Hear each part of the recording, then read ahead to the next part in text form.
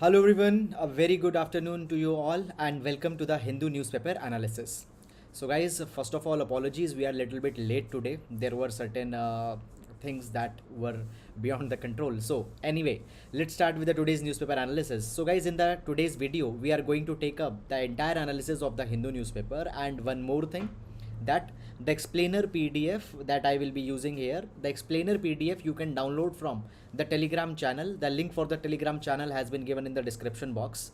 Fine. So now first of all, let's take the overview of the entire newspaper so that you can understand that which articles will be important. Now guys, the page number 1, services rule out the rollback of Agnipath, reveal hiring plan. So guys, over the past few days, multiple times we have seen this particular Agnipath scheme that has been announced by the Ministry of Defense, where on the 4-year term, the youth will be appointed into the defense forces. Now there is a lot of outcry, there is a lot of backlash that is going on. Now the three forces, they have said that there is no plan to drop out the Agnipath. Even they had said that the recruitment will be carried out for this particular scheme. However, you don't need to go beyond this particular thing. Bharat Bandh and all these things are going on. After that, India gives emergency visas for 111 Afghan Hindus, 6. Fine. So guys, on the humanitarian ground, they have been given a visa because an attack has happened into one of a Gurdwara in the Afghanistan. Fine. Then guys, moving on. Fine. After that, nothing important here is there. India has really helped us during the crisis. So guys, we'll be seeing the geopolitical dimension of the economic help that the Sri Lanka is receiving into the present times. We'll see this thing. After that, nothing is there into other these articles. Then guys, we are into the city section. JNU professor tagged in road rage. Fine. Nothing important is there in these particular articles, so you need to completely skip it and directly you will be reaching to the editorial page. Before the editorial, in the Delhi section, not at all anything is important. Okay, now in the editorial page, the first article, it talks about the EPI. Fine.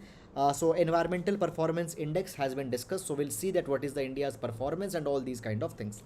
Then guys, after moving on, revisiting the social justice under the Dravidian model.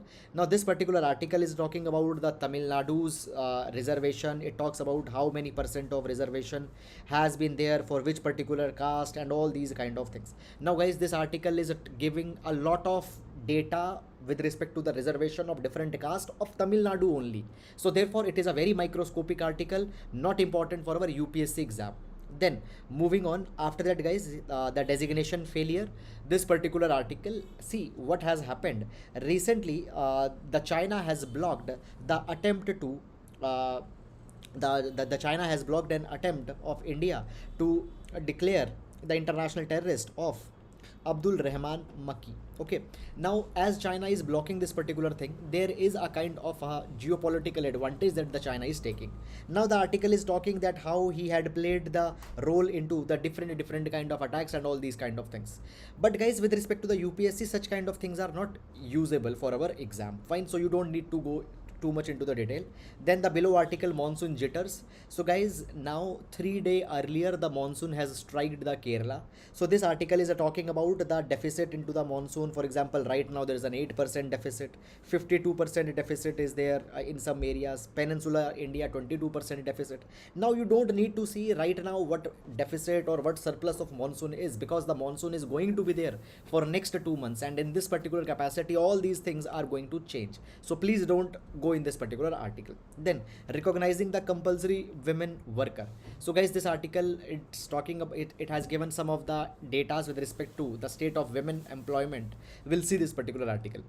Then this particular article talks about the petty patents that can boost the R&D. We'll see this particular article in detail. Then guys, moving on, after that we reached to the text and the context section. In the text and the context section, the first article talks about the WTO ministerial conference, 12th ministerial conference that has been concluded.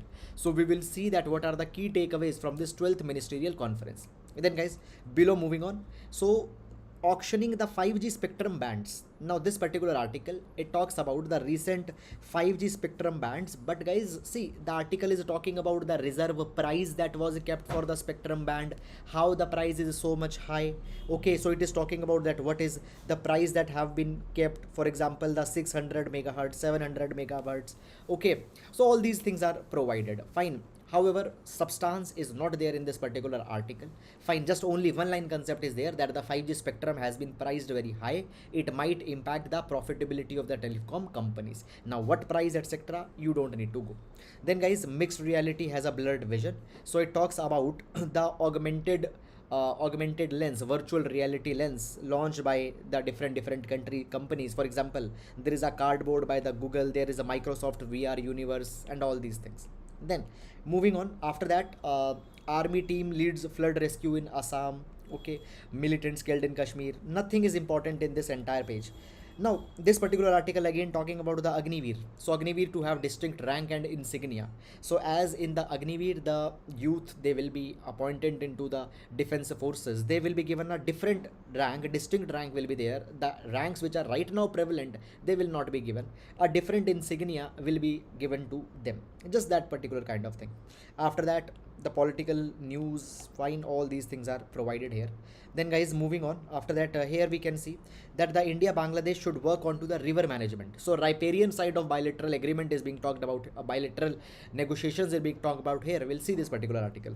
Then 5 high courts to get new chief justices. Guys, these kind of things are not important for our UPSC CSE exam. Okay, then after that, now this article on the world page, assistance to Sri Lanka has put us in the middle of geopolitics. So what geopolitics dimension is coming, we'll see this particular thing. Ukraine war could last years, NATO chief, fine. Then, guys, moving on, we reach to the money wise page. Now today, as it's Monday, so on Monday in the Hindu, money wise page comes, business page is not there on the Monday. However, this contains the stock market trends, the investments, where you should do investment, where you should not do investment. Okay, but being a UPSC aspirant, okay, this page is not suitable for us. Then we have the sports page. So, guys, this is all about the overview of the entire newspaper, and now let's take the important articles one by one in the detail. Now, as we start our every class, so we'll be starting the class from the GS quote. So today we'll be taking the quote from the great Mahatma Gandhi ji. So Gandhi ji, he has objected on the violence. He have always propagated ahimsa. He says that I object violence because when it appears to do good, the good is only temporary, the evil it does is permanent. So many times the violence is justified that it will bring some temporary good. For example, the wars are justified sometimes. Okay, the invasions of one country, the invasion of one country by another country is justified on certain grounds. But no, evil will always be permanent. Violence can never be acceptable. So guys, this is the Gandhian view, and you can use it in GS paper number 4. GS paper number 4. So that is all about it. And now let's take the first article. So guys, the first article we are taking from the text and the context section of the Hindu newspaper, and this particular article will be first of all important in GS paper number 2, that is the multilateral negotiations. In the international relations, we have the multilateral, bilateral negotiations. There we are going to use it. Secondly, we'll also be using it under the GS paper number 3. Fine, because guys, the WTO, okay, WTO is an important aspect of the free trade and all such kind of things. So GS paper number 3, economy, the WTO negotiations is going to be an important topic. So guys, first of all, let's discuss the context of this particular article, and then we'll see that what has happened recently. So World Trade Organization. Now guys, the World Trade Organization, earlier called as GATT, this particular organization propagates the free trade amongst the different countries of the world. After the Marrakesh Treaty of 1995, the World Trade Organization was created. Now, what the World Trade Organization wants? World Trade Organization wants to reduce, number one, the tariff barriers. The tariff barriers. You know this particular thing, that, for example, if a product is coming from A country to B country, for example, let's say China's product is coming to India. Now India will impose the custom duties on it. So custom duty is a kind of a tariff. Okay, then there are the non-tariff barriers that are also there. For example, guys, certain countries put the technical conditions. For example, if USA can say that if India wants to export certain goods to the USA, then their cars, their technical products need to have some minimum technical specification. Okay, so they are the non-tariff barriers. So the tariff and non-tariff barriers are to be minimized. This is the objective of the World Trade Organization. Now guys, Often when the world trade is concerned, there are many problems that emerge, there are many irritants that emerge. So in order to solve these problems, to solve these irritants, WTO organizes the ministerial conferences. What is ministerial conferences? It is the highest decision making body, highest decision making meet that happens between the members of the WTO. At after every 2 years, the ministerial conference is held. So what has happened recently, just 4 days back, the 12th ministerial conference, means the 12th meeting of the WTO, has been concluded in the Geneva, Switzerland. Geneva, Switzerland. Is it clear or not? Now, guys, when we talk about the WTO ministerial conferences, the decisions are taken up here, but you need to keep one thing very importantly in your mind, particularly for the prelims examination. When we talk about WTO, all the decisions that are taken here, they are made collectively through the consensus among the members.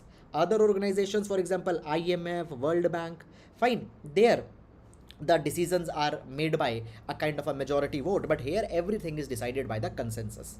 Now what we are going to see, we are going to see the issues that came into this WTO ministerial conference and what has been the outcome out of this WTO conference. So guys, the first issue in this particular ministerial conference was with respect to the India's position on the export of the agricultural crops, on the agricultural products. Now first of all, I'll tell you a little bit of a background, and then I will be able to tell, then I'm going to able I'm going to tell you the present development.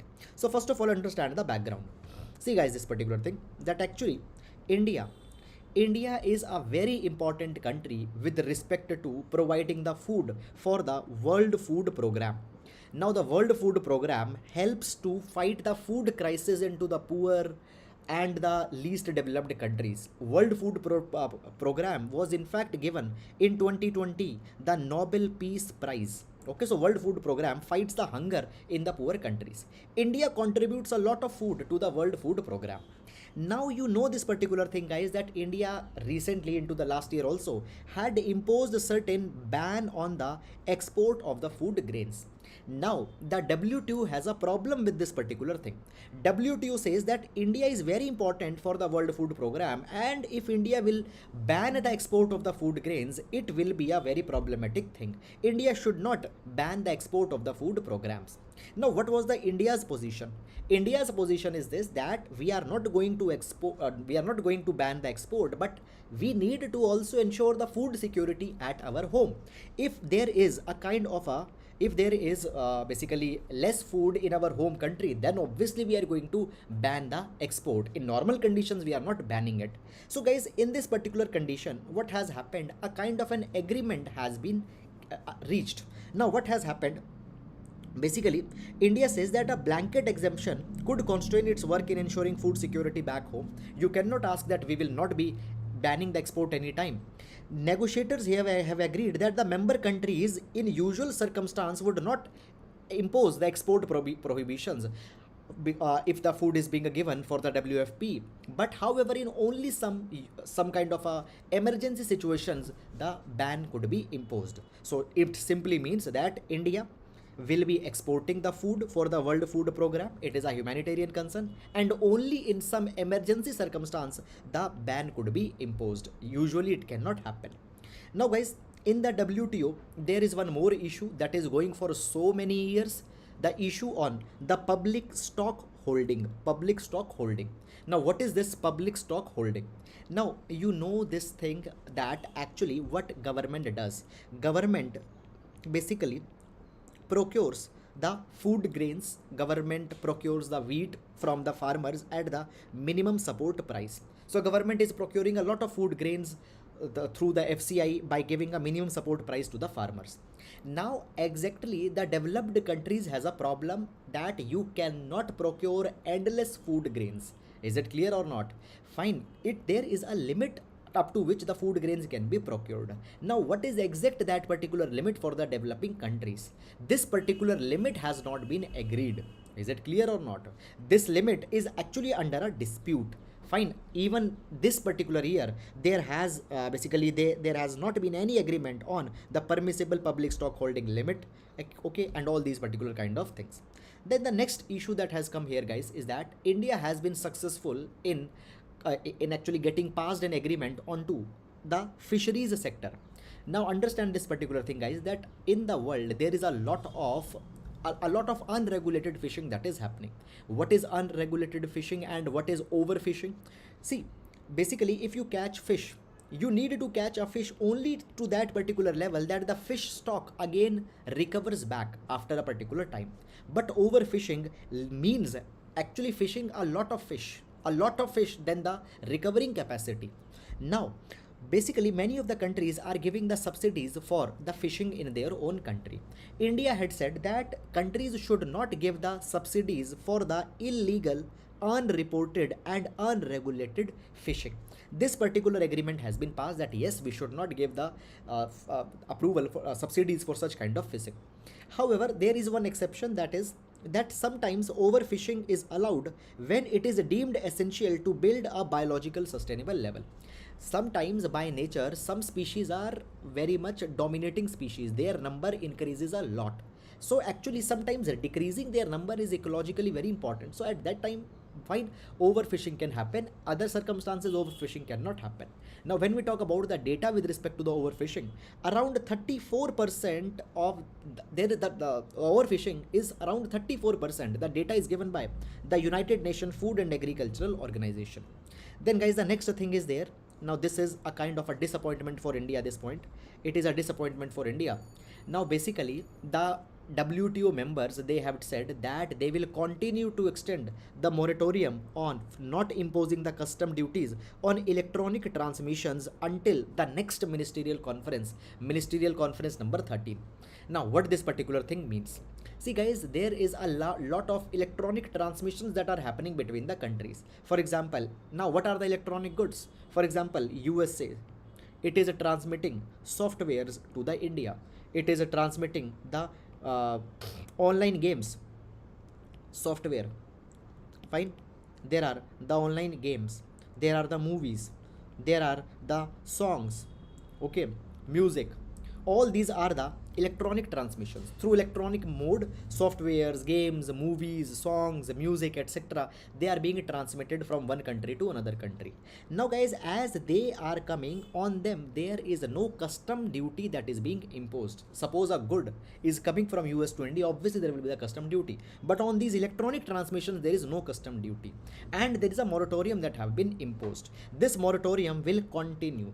Now the India and South Africa was in opposition. They wanted that no, the moratorium should not continue because a lot of such electronic transmissions are happening in the developing countries and they are suffering a loss because they cannot tax such kind of things. So we wanted that that moratorium should stop, but it has been continued. Then guys, the next thing is that basically this was the Indian initiative, India as well as South Africa's initiative. They wanted that on the COVID-19 vaccines, the intellectual property right, IPR, should be diluted. Member countries have agreed that the patent will be diluted onto the COVID-19 vaccines. But guys, India also said that not only onto the COVID-19 vaccines, but also on the diagnostic kits, medicines, there also the patent should be diluted. But that particular thing will be taken up in the coming 6 months. Nothing has happened in this particular direction. So this is all about, guys, this particular development. I hope that you have understood it. Now guys, you need to understand the background that is there associated with this, which I have tried to explain you here.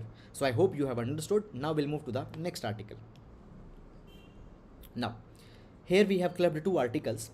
Fine. Now this particular article talks about the geopolitical dimensions of the economic assistance that the Sri Lanka is receiving.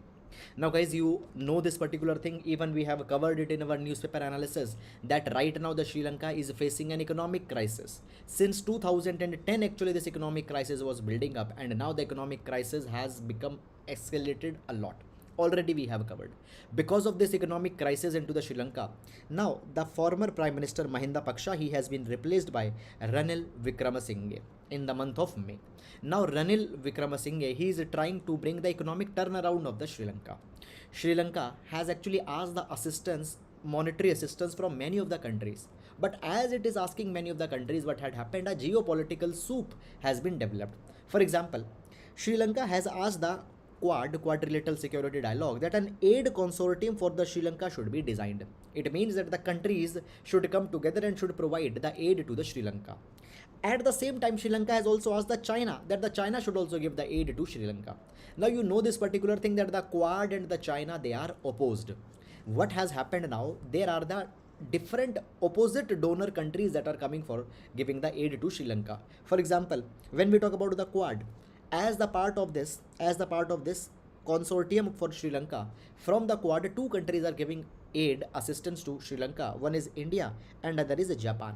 And then at the same time there is a China also which is ready to give the assistance. So therefore guys, there is a lot of diverging interests that are there. Two are the Quad members, India and Japan. One is the Belt and Road Initiative member, that is the China. One is the Paris Club member. Now what is the Paris Club? So guys, the Paris Club is a grouping of the major creditor countries, the countries which have given the major credits, and the Paris clubs try to help the countries which have unsustainable debt. Even the Paris Club was asked into the UPSC paper that has held on the 5th of June. So Japan is a Paris Club member. Okay. At the same time, China is a Belt and Road Initiative member. India and Japan again are the Quad members. So there are so many of the different groupings from which the member is coming. Now guys, they might put their conditions which might be conflicting. As of now, we are hopeful that the cooperation will be there, because the China, it has commended, it has appreciated the India's role of providing the assistance to Sri Lanka, and seeing the positive expression from the China, we might expect that this might not be a problem. But Sri Lanka sees that this geopolitical issue can happen in the coming time. Fine, so this is all which has come in this particular direction. Moreover, Sri Lanka has also appreciated India, that India has helped the Sri Lanka during the time of crisis. If I tell you, around $3.5 billion of assistance have been provided by India to the Sri Lanka. Recently, a $500 million line of credit has also been provided by the India to the Sri Lanka. Moreover, guys, in present times, Sri Lanka is trying to finalize the debt restructuring agreement with the IMF. Once it will be finalized, Sri Lanka will get the money under the EFF Extended Fund Facility. What is this EFF Extended Fund Facility? It is a facility under the IMF, where the IMF provides the money to the countries which are facing the balance of payment crisis. What is balance of payment crisis? Balance of payment crisis means, suppose there is one country, this country is importing certain things. Now the country need to pay for the imports. If the country is not having the foreign currency to pay for the imports, this crisis is called as the balance of payment crisis. So when the balance of payment crisis is there, the country can apply to the IMF. IMF give money under EFF, Extended Fund Facility. So Sri Lanka is right now negotiating with the IMF to get the money. Okay, so this is something that is going on, but meanwhile it needs aid, it needs assistance, and it is asking assistance from any country which is coming, but these countries have some conflicts between them. So this is what is being discussed in this entire article. So guys, I hope that you have understood it. Now we'll move to the next article. Now, EPI may rankle, but India can recast policies. Now guys, let's first of all discuss the background here. Before that, this article is going to be important in GS paper number 3, that is the environment and ecology. Environment and ecology. Now first of all, I'll tell you guys, there is this word EPI, Environment Performance Index. Now this Environment Performance Index measures the countries on the basis of actions, on the basis of policies that they have designed to tackle the problem of climate change, okay, to tackle the problem of environmental pollution and all these kind of things. Recently this Environment Performance Index was released. It has actually ranked 180 countries. And can you imagine what is the rank of India? The rank of India is 180 out of the 180 countries. India was ranked last. Now India is very much angry. India is very much frustrated. India says that this entire environmental performance index, it is a bogus report, it has a vested interest, and what India has done, India has rejected this environmental performance index. So let's first of all discuss a little bit about this environmental performance index. So when we talk about this environmental performance index, it is a biennial index. Biennial means it is released after every another year. Every second year, biennial. It was started in 2002 as Environmental Sustainability Index, and it was started by the World Economic Forum. Now the Environmental Performance Index EPI, it is published by the Yale Center for Environmental Law and Policy and the Center for International Earth Science Information Network, which is situated at the Columbia University. So these two organizations, Yale Center and the Center for International Earth Sciences, released this index. Now this particular environmental performance index, it is based on a method of quantifying and numerically marking the environmental performance of a state's policy. Now what are the top 5 countries? Top 5 countries are Denmark, UK, Finland, Malta, Sweden, and India is 180th rank. Now guys, this EPI, it was based on the 40 performance indicators divided in 11 categories. So 40 performance indicators were there. Now India's rank is 180. Now guys, basically India had rejected this particular report. India says this particular thing that actually methodology is wrong. Moreover guys, if I tell you, before this particular report came, already the countries were pressurizing India that India needed to revise their climate targets. India needed to revise the INDC targets that India hasn't taken and all these kind of things. India is now fearful that because India's rank has been too much poor, the developed countries will put even more pressure onto the India that you increase your climate targets and all these kind of things. Earlier it was said that whatever India is doing, it is not sufficient to meet the target of 1.5 degree Celsius rise. Okay, so India is now even more apprehensive. Now guys, it has been said that actually India's performance in the different categories, fine, is basically different ranks are there into the different categories. For example, climate policy is one vertical. In climate policy, the India's rank is 165. Here India got a score of 21.7. Now this number is not very much important. Okay, now this particular thing shows that actually India has not performed well on the black carbon, methane emission, fluorinated gas emission, greenhouse gas emission. It says this particular thing. Fine. This particular report has also noted some other facts also. For example, it says that the China, India, US and Russia, again China, India, US and Russia, by 2050 they will be emitting 50% of the global emissions. Okay, moreover, this particular thing is also there that basically now the EPI, it has, now India has criticized the EPI. It says that the EPI has introduced a new metric for climate and the weight has been increased for this new metric. Because of this new metric, India's rank has went down. India also says this thing. Now we are going to see the objections of India. India also says this particular thing that recently India has released the new the India State of the Forest Report, State of the Forest Report 2021. This particular State of the Forest Report, India has actually performed very good on the conservation of the forest. This particular thing has not been factored by the EPI. Therefore, the rank is very much poor. Government also gives a defense that the national and legal boundaries for protected areas may not match the geographical boundaries of the biomes. Okay, so actually India had given much more protection in the form of national parks, in the form of biodiversity reserves, fine, sacred reserves and all these kind of things. Such kind of thing has not been accounted properly. Okay, the legal boundaries and the geographical boundaries might not match. Our legal boundaries are much more than that.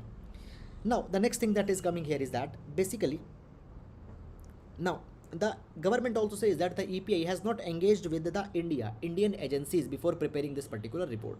Moreover, India enjoys the United Nations principle for common but differentiated responsibilities. What is this common but differentiated responsibilities?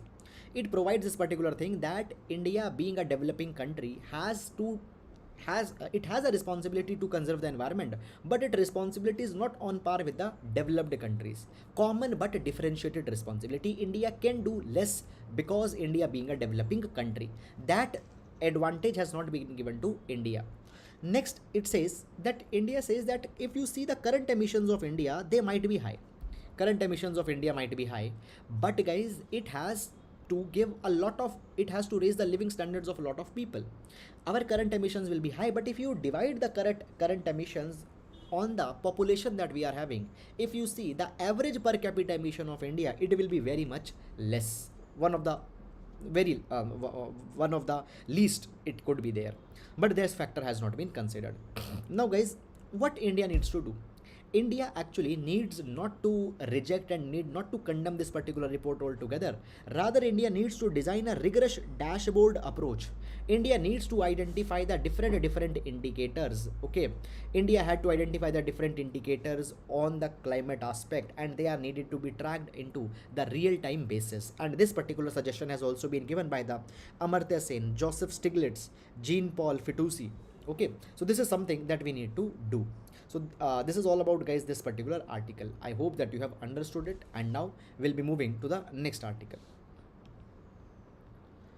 Now, recognizing the compulsory women worker, this particular article talks about that how the women labor force participation rate had got impacted, how unemployment has actually increased, but there has not been any attempt by the government or the government organizations to recognize that particular thing. So this particular article is going to be important in GS paper number 2, issues related to the women, and GS paper number 3, that is the unemployment, fine, women labor force participation rate, etc. Fine, let's discuss the article. So basically, guys, this article says that recently Center for Monitoring Indian Economy, CMIE, it has reported that the labor force participation rate of the rural women is 9.92% in 2022 compared to 67% for the men. Now, what is the labor force participation rate? Now, guys, labor force participation rate means the number of people who are either working or who are ready to work or looking for work. So if you take the total population of women, and from the total population of women you see the number of women who are either working or they are ready to work or they are looking to work, this particular number of women, they will be called as the women labor force. Okay, and their numbers is called as the women labor force participation rate. So what is the women labor force participation rate? Just 9.92%, which is a very less. Now it says that not only on the women, basically there is a lot of another factors also on which the unemployment has increased in India. It says that actually millions of the people, they have left the labor market. Now understand this point, it is very important. When I was asking you to calculate the labor force participation rate, I told you it will include those people who are either working or they are looking for work or who are ready to work. Now the CMI says that the millions of people have actually simply left the labor market. Why? Because they thought that now in the time of pandemic there are no jobs available. Is it clear or not? These people in the US, Canada, they are called as the discouraged workers. But in India, what has happened, this phenomena has not entirely captured by the official labor force surveys. Is it clear or not? Simply they have dropped, okay, and we have not considered this particular phenomena that people are also getting discouraged also. So this is something that we have missed. Now guys, this article talks about the MG Narega. It says that when we talk about the MG Narega is more of a punishing work. The workers have to work on the hard soils in heat, okay, in very much inhumane conditions. Many a times they have to work for very much long hours. But even then, basically it has been said that the workers have complained that they are just getting 40 days of work. Under the MG Narega, at least 100 days of work is to be guaranteed. Fine, you can ask the 100 days of minimum work as a matter of right, but actually only 40 days of work in a year is being given. And even now, even they are getting 40 days of work, even the work is very tedious, very much tiring, but the people are still ready to work. So it shows that what is the amount of distress into the rural households. Now guys, it says this further article says that when we talk about the agricultural seasons used to employ the women into the large numbers, and women used to earn the wages on par with the MG Narega in the fields when they were employed. But now what has happened? The mechanization has increased. The tractors, harvesters, etc. are being used, and because of the mechanization on the agricultural operations also, the women are getting the decreased work days. In MG Narega they are not getting the employment. In MG Narega they are not getting employment. In agriculture they are not getting employment. What happens? The women, they have only one option, that they are working as the part-time construction workers. Is it clear or not? The compulsory women workers work never end. They actually are not getting dignified wages. They are trapped into the debt. Okay, and this particular thing is going on. Moreover, when we talk about the urban areas, what had happened? The labor laws into the urban areas, they have been very much diluted. Okay, with the coming of new labor code bills, new labor codes, the labor laws have been diluted. Find the workers' security has been very much diluted. This brings a kind of a crisis for the livelihood of the women. Now we need to take note of this particular thing immediately. So this is again which has been suggested in this particular article. So that is all guys about it, and now we'll move to the next article. Now this article taken from the Hindu newspaper, okay, and we'll be using it in GS paper number 3, that is the intellectual property rights, IPR, intellectual property rights, as well as we'll also be using it in the innovation. Fine. Now this particular article guys, first of all it says that when we talk about the innovation is a very important driver for competitiveness. More innovation in a country, the country will be more competitive. Take the example of China. Now India's rank actually into the innovation has improved over the past few years. For when we talk about the rank in innovation, we have the WIPO, World Intellectual Property Right Organization, WIPO. It ranks the country onto the terms of the innovation. Fine. So we have the Global Innovation Index, GII. This Global Innovation Index is released by the WIPO. This year's latest, the last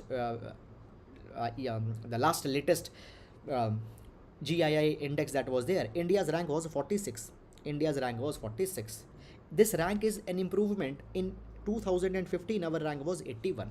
So from 81 rank in 2015, today we have reached to 46 rank on the Global Innovation Index, which is very much good. But it says that we should not be complacent by seeing this particular improvement. There is a more scope of improvement. For example, the China. What is the China's rank? China's rank is 12th. Japan's rank is 13th. So as the China and Japan, our Asian partners, can do this, we also have a lot of potential to improve. Now, what is the problem with respect to the innovation landscape in India? It says that actually India can innovate, but there are certain problems. Number one, our gross R&D expenditure as a percent of GDP is just 0.7%. So equivalent of 0.7% of GDP we are actually spending onto the research and development, which is very much low. It needs to be at least 2% of our GDP. So the moment this expenditure on R&D will be improved, obviously there could be certain improvement.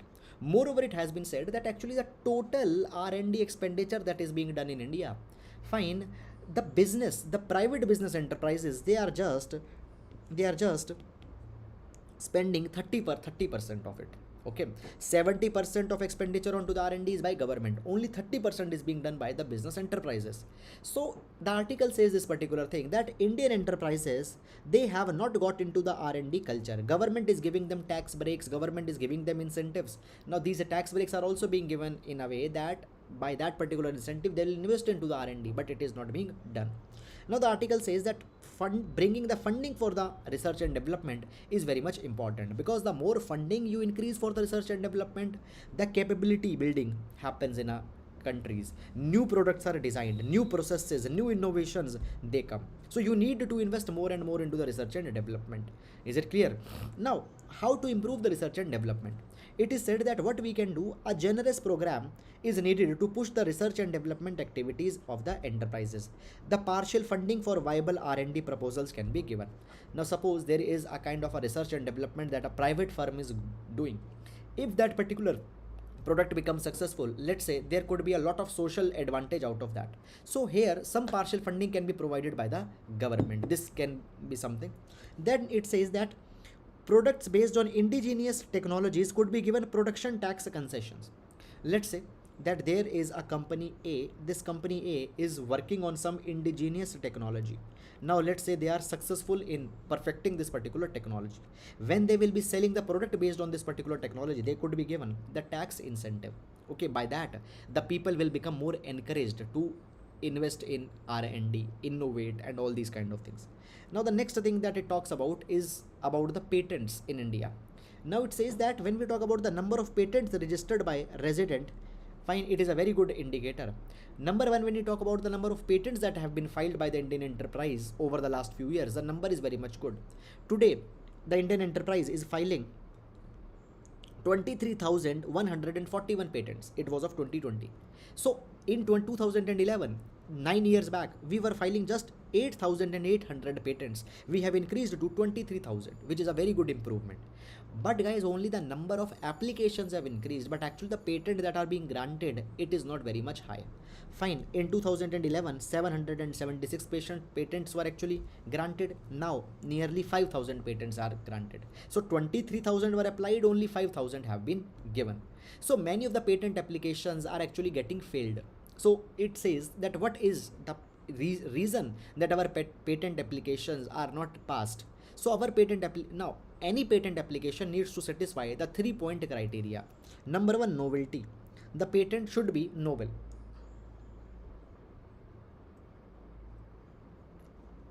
Number two, there needs to be an inventive steps. It should be new. There needs to be a very clear invention that has happened.